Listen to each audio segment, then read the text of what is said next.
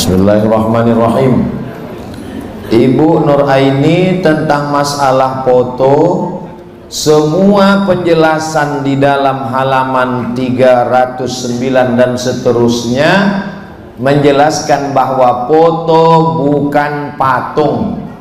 Pertama, Syekh Ibnu Utsaimin, ammat taswirul hadis al-an, gambar modern yang ada sekarang, alladzi yusallitu fihil insan alatan, yang dipakai manusia satu alat, nama alat itu kamera, ala jismin muayyanin, dipakai alat kamera itu untuk merekam cahaya, fayantabi'u hadzal jismu fil waraqah, lalu gambar itu terekam di dalam kertas, fahadza fil haqiqati laisa taswiran, maka pada hakikatnya ini bukan patung. Karena makna patung membentuk wajah, hidung, rupa, dagu, bibir, sebagaimana ayat huwallazi yusawwirukum fil arham, Allah membentuk janin dalam rahim. Sedangkan foto tidak dibentuk, tapi ada satu alat, cahaya itu merekam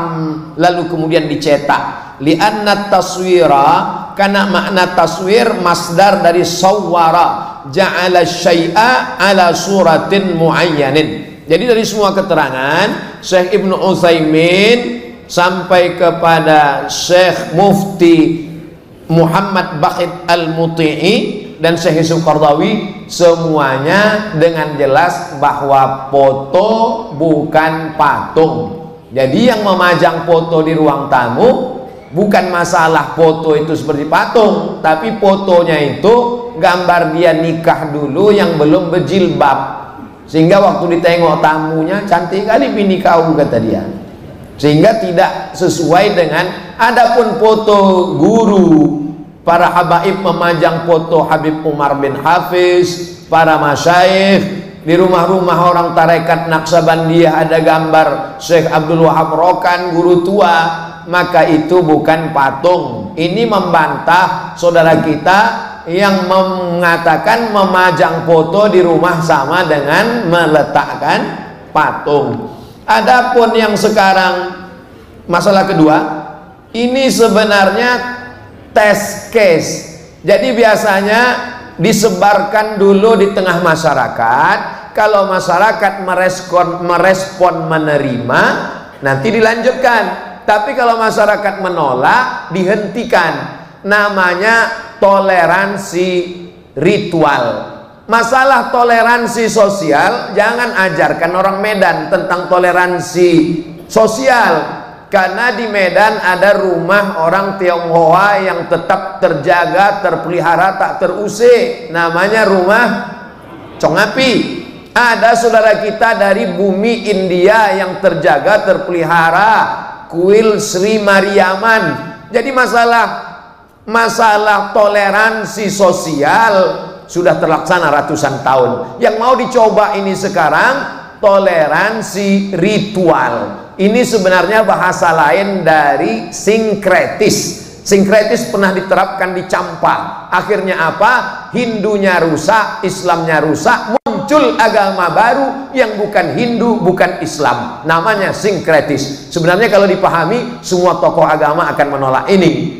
Bukan hanya Islam yang dirugikan, saudara-saudara kita pun akan dirugikan. Membawa solawat masuk ke rumah ibadah orang, membawa ritual lagu dia ke dalam masjid, perbuatan ibadah diiringi dengan sholatullah salamullah.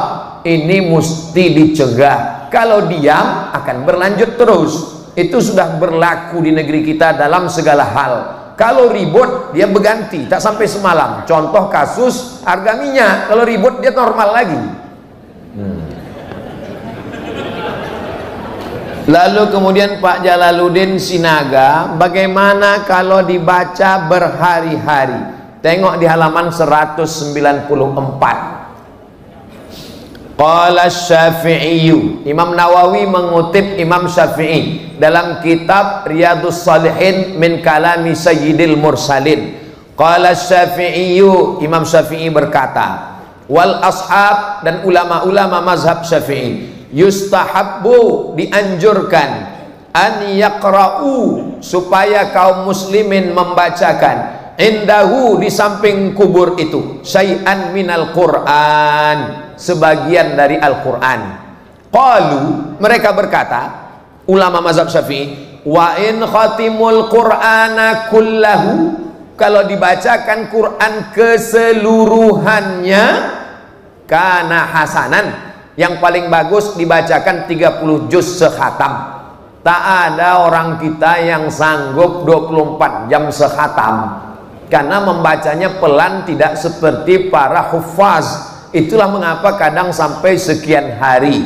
Itu dalil mereka, yang dikejarnya khatamnya, bukan harinya. Adapun yang memakai 7 hari, itu dipakainya pendapat dari kalangan tabi'in, namanya Imam Atha. Al-mayyitu, mayat itu, yumtahanu fi qabrihi sab'atu ayyamin, mayat itu diuji di kuburnya selama 7 hari. Yustahabu an yutasaddaqa, dianjurkan supaya bersedekah dan berkirim doa, dari kalangan tabi'in. Yang setuju, itulah dalilnya. Yang tak setuju, kata dia, tabi'in itu sama macam kita, saya tak mau mengamalkannya, saya tidak menggiring ke satu hukum. Maka kelemahan buku ini, dia tak mentarjih, dia hanya memaparkan dalil. Kalau kau mau ikut, ikutlah. Kalau tidak mau, ya tidak apa-apa. Ini tentang masalah membaca berhari-hari. Lalu kemudian Ustadz Rahmat Hidayat menawarkan alternatif. Karena kalau kita sebut ini bid'ah hasanah, kan tetap bid'ah juga. Ini masalah bahasa saja. Sama dengan Imam Izzuddin bin Abdissalam membaginya kepada hukum taklifi.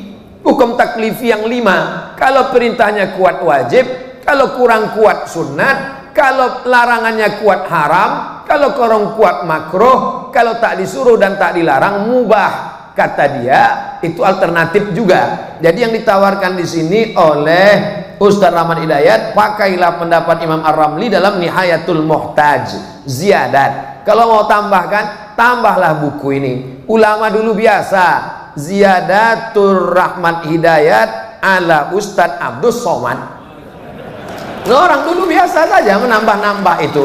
Ta'liqat, syuruhat, ziyadat, hawashi, itu biasa. Bukan sesuatu yang aneh, bukan mengkritik. Lalu kemudian tentang syahadatuz zur, dikutip dari kitab Al-Minhaj, Syarah Muslim Ibnil Hajjaj, Imam Nawawi. Imam Nawawi meninggal tahun 676. 676. Itu sama dengan orang berdalil dengan tak mau nikah karena ikut Imam Nawawi. Kenapa kau tak berbini? Aku ikut Imam Nawawi. Datang ulama menulis kitab judulnya Al-Ulama Al-Uzzab Alladzina Atharul Ilma Ala Zawaj. Ulama-ulama yang tak nikah karena lebih mementingkan ilmu daripada nikah. Di antaranya Imam Nawawi. Waktu ada mahasiswa yang bilang gitu, saya tak mau nikah karena ikut Imam Nawawi. Imam Nawawi itu di zaman dia, perempuan itu yang nampak biji matanya aja. Zaman sekarang perempuan itu biji matanya tertutup, yang lain terbuka. Cemana kau mau ikut? Jadi ada beberapa ijtihad, kita tidak meremehkan imam. Makanya Imam Syafi'i ada qaul jadid, ada qaul qadim, ada qaul jadid. Karena beberapa perbedaan yang dia lihat antara di Irak dengan di Mesir. Dia pindah ke Mesir tahun 200, meninggal 204. Begitu juga dengan kebohongan di zaman Imam Nawawi, tak sama dengan kebohongan sekarang. Kalau buzzer itu mati, ini bukan masalah saya sakit hati sama buzzer. Saya tak mau nyebut namanya, najis mulut kita nyebut nama. Masa kita bilang dia baik, udah jelas-jelas begitulah. Itu jadi itu syahadatuz zur, kesaksian palsu itu. Yang namanya kesaksian palsu itu, kata Nabi, ala adullukum ala akbaril kabair, dosa terbesar di antara besar. Tapi dia kan muslim, Ustaz. Kenapa kau tidak husnuzon saja? Aku tak melarang kalian husnuzon. Husnuzon lah kalian sama bazar itu. Aku tak melarang, tapi aku tak mau. Dan yang kutulis ini kan pikiranku dengan dalil-dalil. Ala akbaril kabair, dosa terbesar di antara dosa besar. Bukan saya bilang ini dosa besar. Yang bilang dosa besar ini Nabi. Al-akbaril kabair, terbesar di antara dosa besar. Apa dia? Al-isyraq. Yang kedua, uququl walidain. Yang ketiga, syahadatuz zur, kesaksian palsu. Baikkah dia? Baik. Begitulah perbuatan dia. Boleh jadi dia sudah bertobat. Ya silakanlah berhusnuzan sama dia. Tapi saya ini mauqif saya. Ini sifat saya, ini pendapat saya setelah melihat kenyataan dan yang saya alami.